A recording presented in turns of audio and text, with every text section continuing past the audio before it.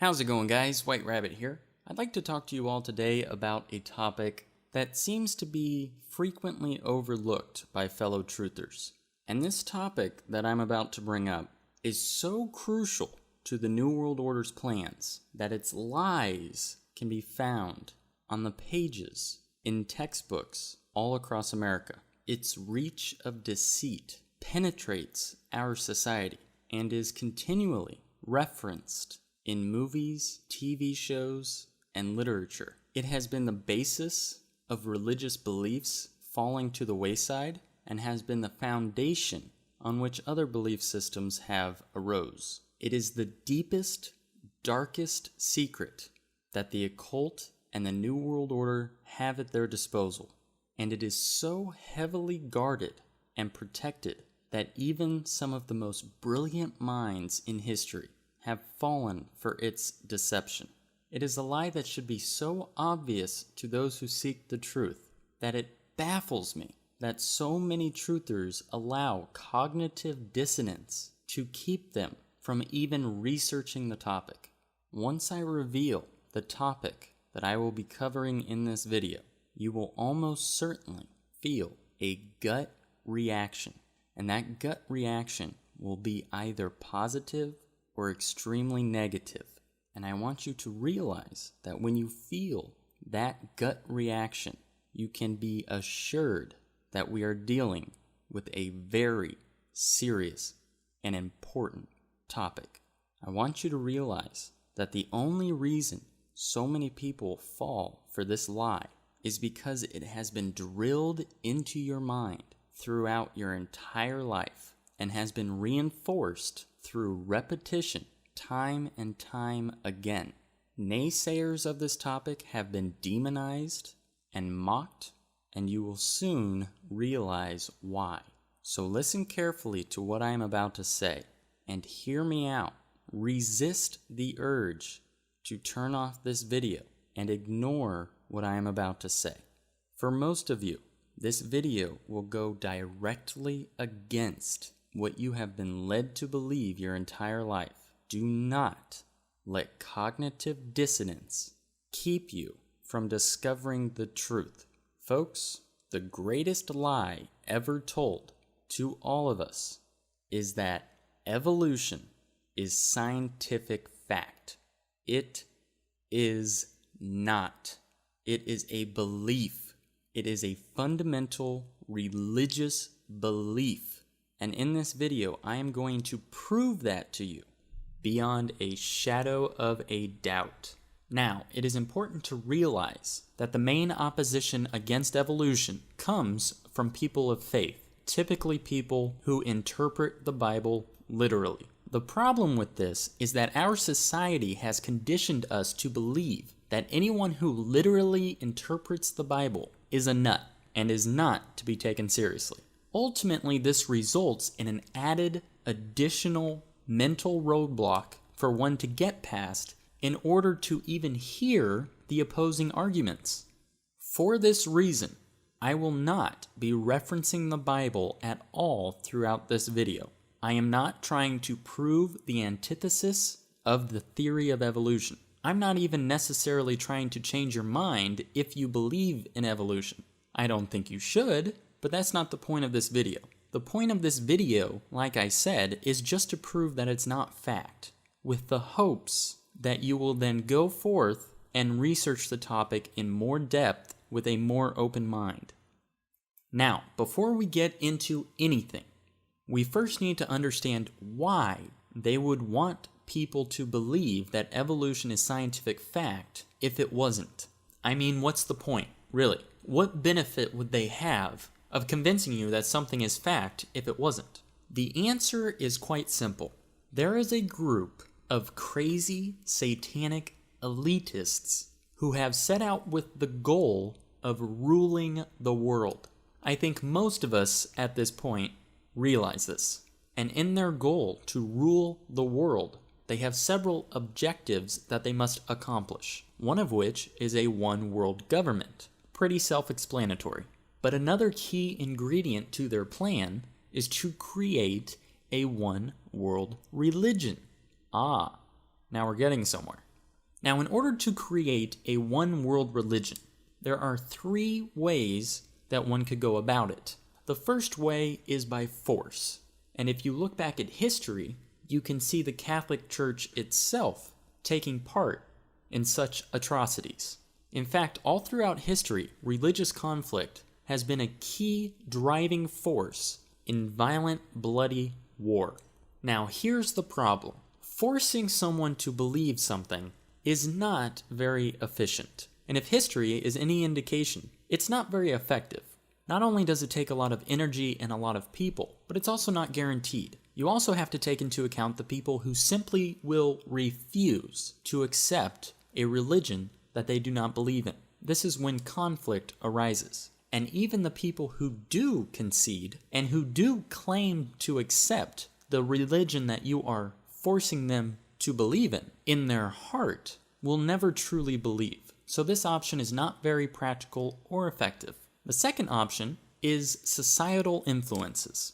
Now, we all know that the elite use the media and Hollywood and all these different mechanisms to change the perspectives and beliefs of the population. However, standing alone, attempting to change someone's religious beliefs simply through societal influences is a long shot at best. So then we come to the third option, and that is convincing people that their religion is wrong, while simultaneously pushing your religion as not being characteristic of a religion at all, but instead a certainty, a fact. The reason this would be the most effective way to approach this is by eliminating any debate whatsoever. Think about it. If your religion contradicts fact, it will only be a matter of time until people stop believing. Now, it is important to understand that evolution did not stem from Darwin. Evolution actually stems from naturalism, or a form thereof. Now, the debate between naturalism being a religion or a philosophy is still widely debated, but I just wanted to bring this up for you to realize that it wasn't so much science that created evolution and the theory thereof, but the worldview of a few, which likely led to its acceptance and popularity. So let's break evolution down so that we can understand why it is in fact a religious belief and not scientific fact. The simplest way to explain this is by defining our terms. Let's look at the word religion. The first definition of religion that you will find states that it is a set of beliefs concerning the cause, nature, and purpose of the universe. The second definition is a specific fundamental set of beliefs and practices generally agreed upon by a number of persons. The third definition is the body of persons adhering to a particular set of beliefs and practices. And the last definition I'll give you is probably the most important. Something one believes in and follows devotedly. A point or matter of ethics or consciousness. So basically, all a religion is a particular worldview that people subscribe to, which helps to explain the origin of the universe and is followed devotedly. So now let's look at the definition of science. The definition of the word science clearly states that it is a systematic knowledge of the physical or material world gained through observation and experimentation. That is crucial to understanding why evolution at its core is a belief and not a science. Because in order to qualify as science, it has to be knowledge that is gained through observation and experimentation. The funny thing about evolution is that even if a scientific experimentation and observation was performed, which proved its possibility, still would not be proof of it having occurred, but only that it theoretically could have occurred. And there's a big distinction between the two.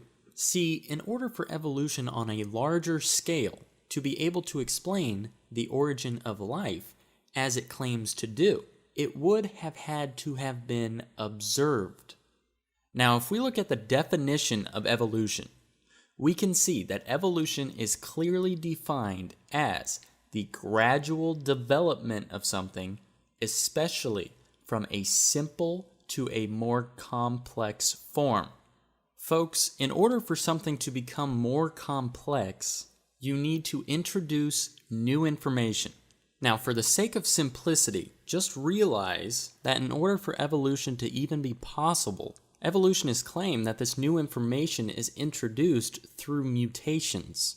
Now, common sense suggests that mutations are usually negative things, but evolutionists are optimistic and are counting on that rare case where damage will cause information to materialize out of nowhere, just by getting extremely lucky during scrambling of the genetic code. Evolutionists acknowledge that each tiny bit of new information is extraordinarily rare. Therefore, they say that's why it takes millions and millions and even billions of years to happen on a noticeable scale. Evolutionists depend on mutations to generate new information in their model. That part of the model is a huge problem. The stubborn fact is that no instance of mutation making information has ever been confirmed.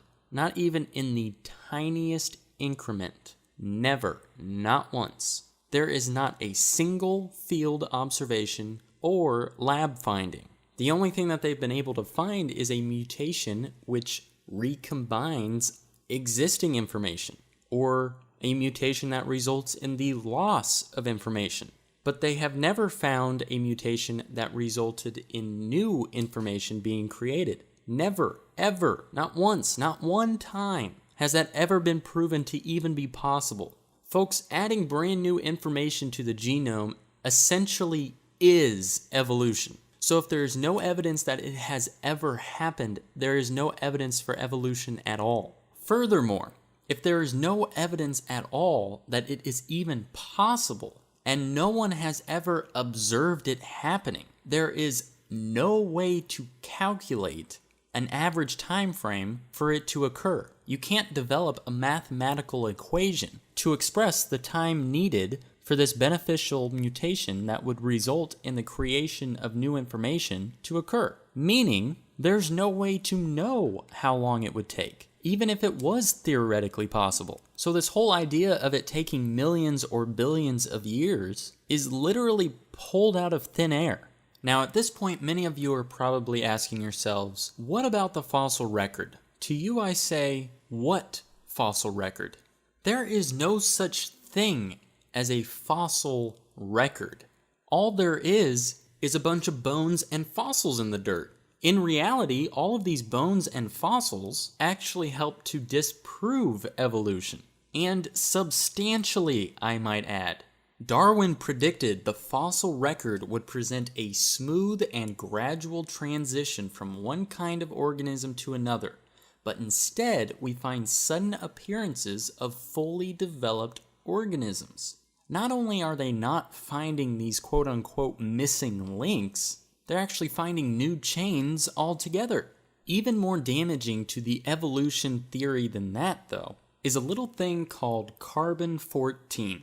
Now, radioactive carbon is like an hourglass that is inside all living things. But once an organism dies, the sand in the hourglass begins to run out. This is called radioactive decay. Nothing on Earth can stop it. And we know that carbon-14 has a short half-life. In layman's terms, we know that it is impossible for any trace of carbon-14 to last more than 100,000 years after something dies. So since evolutionists think fossils are millions of years old, they predicted that fossils cannot contain any trace of carbon-14. However, in recent years, the accelerator mass spectrometer has made it possible to measure trace amounts of carbon-14.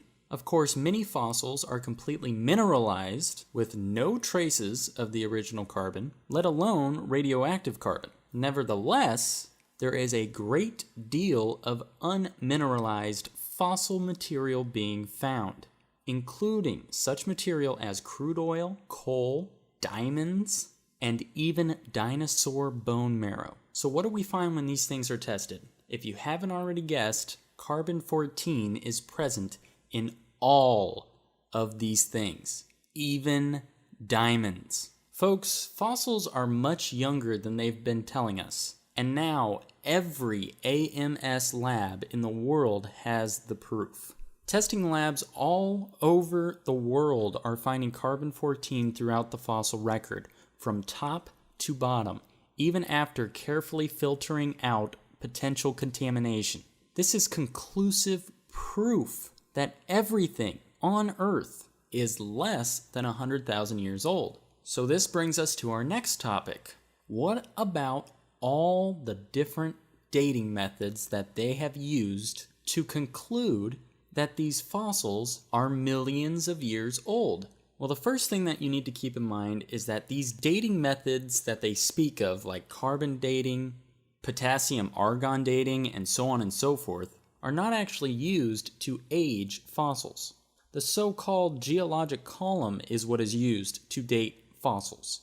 The funny thing is, fossils are used to date the geological column, which is obviously circular reasoning and doesn't make any sense, but nonetheless, evolutionists do sometimes refer to these other dating methods, regardless of whether or not you're talking about carbon dating, uranium, thorium, lead dating, rubidium, strontium dating, potassium, argon dating. No matter which dating method you're talking about, they all make wild assumptions on the side of evolution. Let me give you a comparison. All of these dating methods are equivalent to this. Say I had a burning candle that was 8 inches tall and was burning at a rate of 1 inch per hour. If I were to then ask you, when was the candle lit, you would have to make some assumptions. That is essentially exactly how all of these different dating methods work. The scientists that use these dating methods make wild assumptions that cater to the evolution theory. This is important to realize because when they date a fossil using the numbers predicted using the evolution theory, if they were to calculate a number less than what they would expect to corroborate the widely accepted theory of evolution, they throw it out.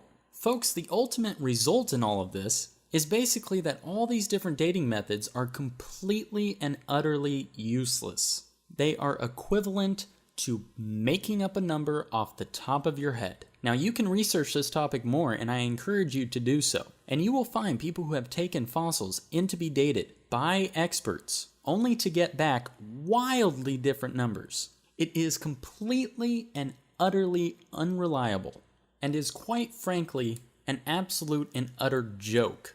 Now, while we're still on the topic of fossils, let's talk specifically about dinosaur bones. Now, evolutionists claim that dinosaurs went extinct 65 million years ago. Now, as I've already explained to you, this idea defies modern science. But nonetheless, they continue pushing this part of their theory. Now, imagine the surprise that the scientific community had when dinosaur bones began to surface which still had soft tissue present in them. Folks, there is no way that soft tissue could survive 65 million years. It is absolute and utter nonsense. Furthermore, they will try and tell you that dinosaurs went extinct long before man. Well, that concept in and of itself is completely flawed if you know anything about history. You can look up ancient cultures from all over the world that all depict and write about dinosaurs living side by side with man. These reports are everywhere. Most notably to some are the Inca stones. But let me take it one step further. There are still reports to this day of people seeing dinosaurs. I'm sure you have all heard of a little thing called the Loch Ness Monster. Now, folks, the Loch Ness Monster is not the only one. In fact, there are reports of similar creatures from thousands and thousands and thousands of different people witnessing these creatures in various different lakes all over the world. Now, it is believed by some that these creatures could be a plesiosaurus or something of the like, i.e., a dinosaur. And there are similar reports of people seeing different kinds of dinosaurs all over the world as well. There are even reports of pterodactyls supposedly digging up the graves of people in India from recent years. Now, it's important for me to note that I do not know if these reports are true or not. But when you get eyewitness accounts from thousands upon thousands of people, and you frame it in the light that dinosaurs have been around all along and have been going extinct gradually over the years, like many other animals have, it really makes you stop and scratch your head. Not only that, but it starts to make a whole lot more sense why scientists would be uncovering dinosaur bones that still have bone marrow in them. Now, the last thing that I want to bring up while we are still on the topic of fossils is that fossilization does not necessarily take millions of years, despite what you may have been told. In fact, in the laboratory, under perfect conditions, fossilization can occur in as little as a week. So no, it does not necessarily take millions of years for things to fossilize. So let's now move to the subtopic of human evolution. I'm sure that you have all heard at one point or another during your life that man evolved from ape. And I'm sure that you have been told about all of the different supposed transitional stages of human beings supposedly found linking Homo sapiens to apes or an ape-like creature. And all I have to say about this, folks, is that you really need to do your research. The vast majority of these are admitted and proven frauds, yet are still touted as being true. Let me give you just a few examples. Nebraska man was a name applied to Hesperopithecus Harold Cookie, a putative species of ape. Hesperopithecus meant ape of the Western world, and it was heralded as the first higher primate of North America. Now, folks, this discovery of Nebraska man was entirely based on a tooth, one single tooth. And from that tooth, they somehow magically constructed an entire species that conveniently for evolutionists served as one of many necessary missing links needed to serve as evidence for man evolving from ape. Another example is Piltdown man. Now, Piltdown man was originally classified as an Eoanthropus dawsoni. Now, the problem with this particular one is that it was discovered to be a forgery in 1953 and consisted of the lower jawbone of an orangutan deliberately combined with the cranium of a fully developed modern human.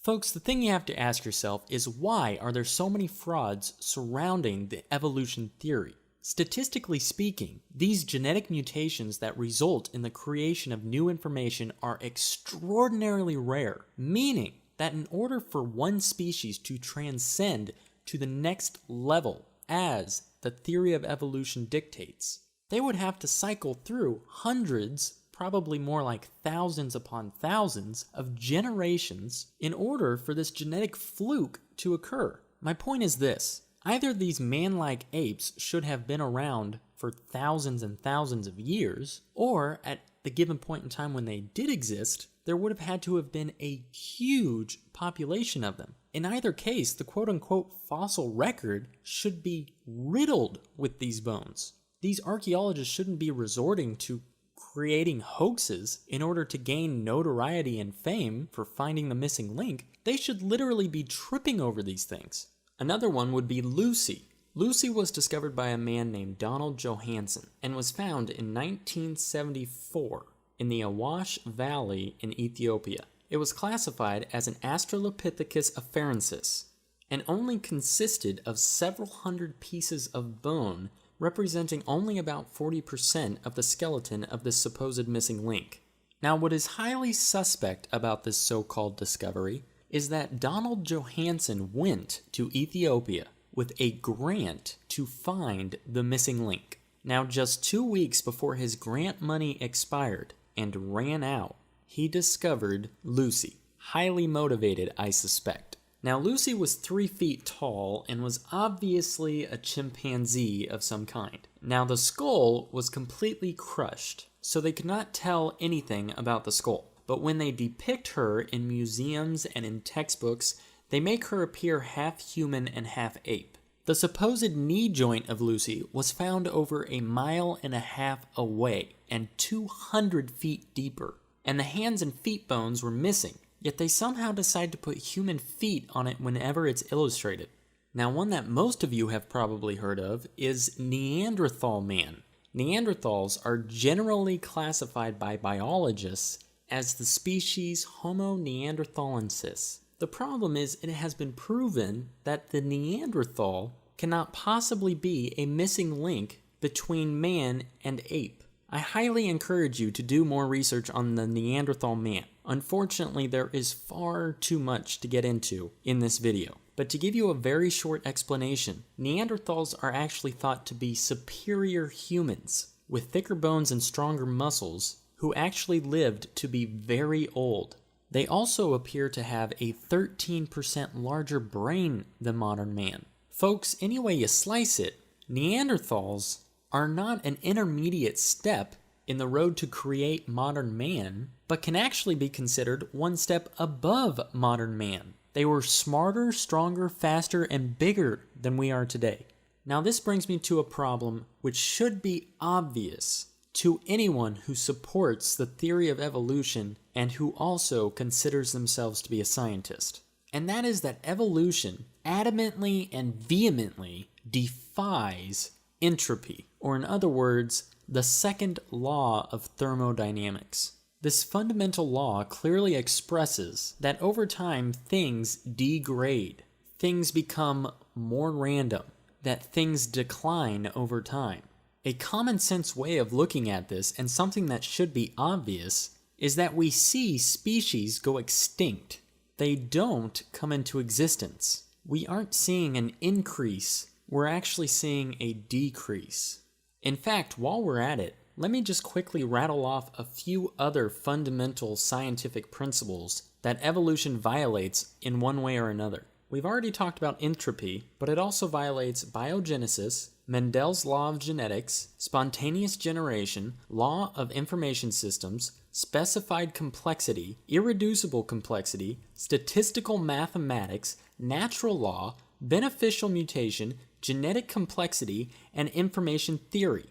Now, folks, I must ask, how on earth can evolution be classified or considered a scientific fact when even at a fundamental level, even if proven possible, does not prove that it actually happened, has never actually even been proven possible scientifically, has been repeatedly discredited through fossil findings and recent research, hangs the majority of its most significant pieces of evidence on proven hoaxes, and defies numerous well-established scientific principles? Folks, at the end of the day, there is absolutely no way to quantify evolution as a fact or a certainty. It is a belief, and a religious one at that. People follow this theory devotedly and base their entire view of the universe and how it works on this theory.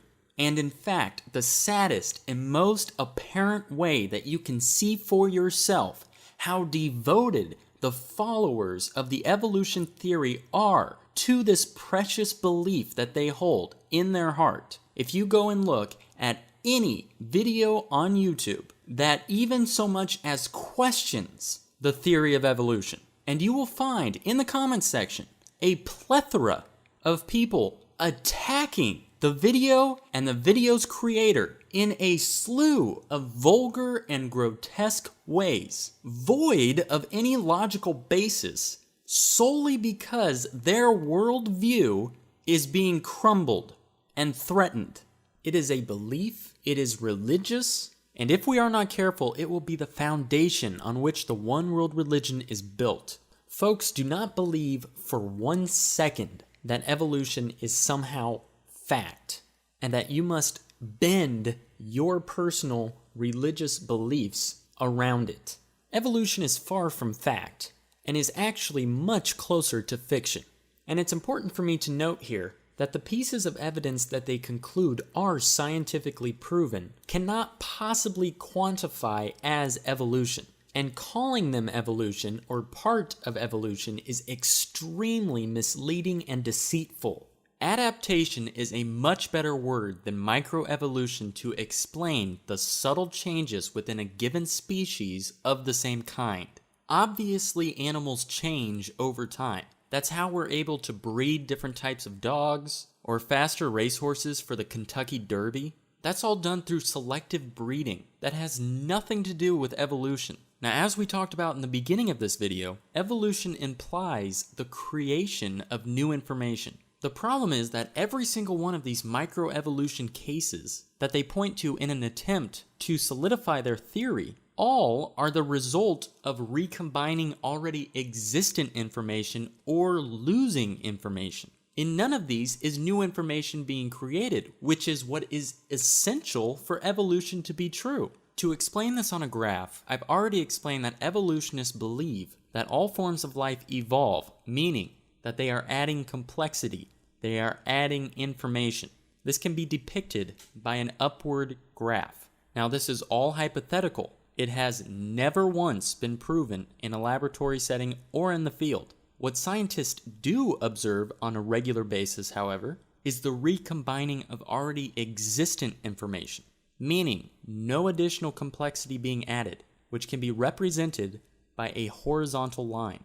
In other words, variations within the same kind of animal, but all resulting from the same genetic information. Nothing added, nothing subtracted. They also occasionally witness mutations that result in the loss of genetic information. This can be represented by a downward slope, or the loss of complexity, the loss of information. Now, sometimes they try and confuse you, and they will point to something that they claim is a beneficial mutation that is actually the result of losing genetic information. But the way that that works is an organism losing a protein that a virus or bacteria attacks. Therefore, if the organism no longer produces and creates that protein, this virus that was attacking them is no longer able to. And they credit that as a beneficial mutation when in reality, it is the loss of genetic information and cannot possibly quantify as evolution. If anything, it's de-evolution. Now, when we look at these graphs, we know that the creation of new information has never once been observed, tested, or proven, even possible. The horizontal line accurately depicts no information being added or lost, while still creating variations within the same kind of animal. Now, the downward slope, as I described, explains the loss of genetic information. Now, the thing with this is, you can't continue losing genetic information and still see beneficial mutations. The vast majority of the time, when you lose genetic information, it's a negative thing. So yes, while scientists can occasionally point to the loss of genetic information being a benefit to a particular animal, not only is that extraordinarily rare, but it actually shows de-evolution. So when we look at this graph and we see what has been proven and what has never been proven, and we look back at these bones of Neanderthal man being uncovered, well, it begins to seem as though we're actually, in a sense, de-evolving. I mean, after all, that is what the science is indicating. Now, my point is that when somebody comes to you and claims that evolution is scientific fact, you can be rest assured that they clearly don't even understand evolution on an elementary level. Evolution has absolutely no proof to back it up, and the evidence that is used to support it is questionable at best. Now, like I said at the beginning of this video, guys, the purpose of this video isn't necessarily to convince you one way or the other. The point of this video is to entice you to go out and do more research. This is a very big topic, and it has many different facets. And so it's going to be a time investment for you to go and educate yourself on this issue. To make it a little easier for you guys, I've put together a playlist that I will leave in the description of this video that has hours and hours of good information debunking the evolution theory and also explaining what the creationist viewpoint is. Now, I didn't talk too much in this video about the creation point of view, but folks, I think you owe it to yourself to really investigate that and do some soul searching and ask yourself, do you believe in evolution because it's right or because you've been told to believe in it? So there you go, guys. Hopefully you got a lot out of this. Like I said, this video only scratches the surface, and I highly encourage you to please research evolution more in depth and give the alternative view of creation a chance. Having said that, if this video didn't strike a nerve with you, then it probably wasn't meant for you. This video is meant for anyone still trapped in believing the lie that is evolution being scientific fact. And so I would ask you, please share this video with anyone you know who has been caught up in the lie that is the evolution theory.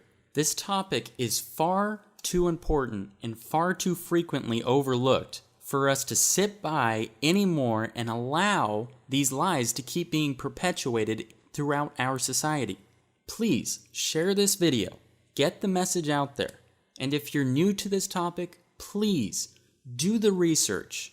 Research everything you can get your hands on, because I know that as long as you keep researching and you remain impartial and unbiased to the truth you are seeking, you will eventually discover the truth. And if you're anything like me, it will knock you off your feet once you do.